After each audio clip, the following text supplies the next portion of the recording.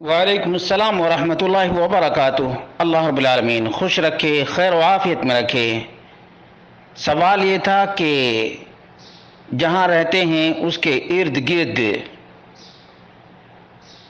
مقلدین کا ڈیرا ہے اور آئے دن مسجد و مدرسہ کے لیے چندہ مانگنے کے لیے آتے ہیں، تو کیا ان کو چندہ دیا جا سکتا ہے خاص طور سے مسجد بنانے کے لیے؟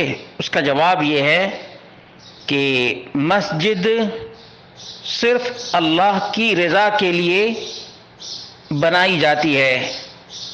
اگر مسجد کو شرکیہ کاموں کے لیے کوئی بنائے تو اس کی تعمیر میں اہل توحید کو بالکل حصہ نہیں لینا چاہیے، بالکل حصہ نہیں لینا چاہیے۔ اور خاص طور سے ایسی مسجدوں کی تعمیر میں اہل توحید کو بالکل حصہ نہیں لینا چاہیے جہاں فضائل اعمال جیسی کتاب شرکیات پر، خرافات پر، حکایات پر مبنی ہے، اس کو پڑھانے کی پابندی لگائی جاتی ہے۔ یہاں تک کہ دیوبندی علماء کو بھی اس وجہ سے باہر کا راستہ دکھا دیا جاتا ہے کہ قرآن کی تفسیر پڑھنے لگتے ہیں یا صحیح احادیث کی تعلیم دینے لگتے ہیں، بلکہ یہاں تک واقعات رونما ہوئے ہیں اور ہو رہے ہیں کہ صحیح بخاری پڑھنے کی وجہ سے اماموں کو مار پیٹ کر نکال دیا جاتا ہے اور فضائل اعمال جبراً پڑھنے کے لیے کہا جاتا ہے۔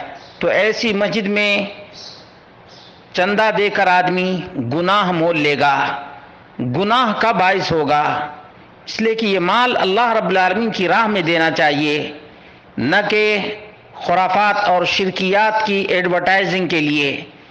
یہ لوگ فضائل اعمال اور بہشت زیور اور نہ جانے کن کن کتابوں کو مسجد میں پڑھتے ہیں اور عوام کو صراط مستقیم سے دور کرتے ہیں۔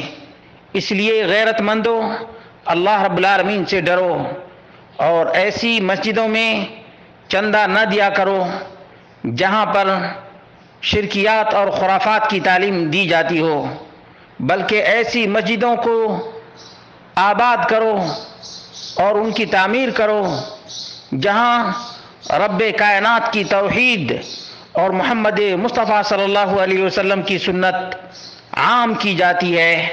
اللہ رب العالمین یہ بات سمجھنے کی توفیق عطا فرمائے۔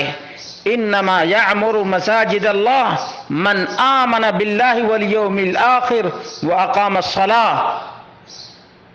مسجد کی تعمیر مومنین اور موحدین ہی کے حصے میں ہے، خرافین اور مشرکین کو کہاں یہ نصیب ہے؟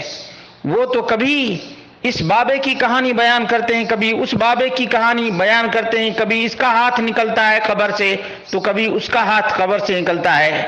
یہی سب حکایات اور منامات کو لوگوں میں عام کر رہے ہیں۔ مسلمانوں، ان چیزوں کو سمجھنے کی کوشش کرو کہ قرآن و سنت سے دور کرنے کے لیے کیسے کیسے حکایات اور منامات لوگوں کے ذہن میں راسخ کیے جا رہے ہیں۔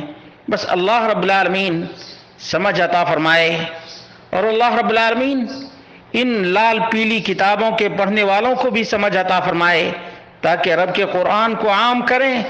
آج قرآن کے خلاف یاوہ گوئی کیوں ہو رہی ہے؟ اس لیے کہ قرآن کو اس طرح سے سمجھانے کی کوشش نہیں کی جا رہی ہے جس طرح سے قرآن کریم کے سبق اور اس کے بیان کو عام کرنے کا حق ہے۔ اس لیے مسلمانوں، نبی مکرم صلی اللہ علیہ وسلم کی سنتوں کو عام کرو، رب کے قرآن کے پیغام کو لوگوں میں نشر کرو۔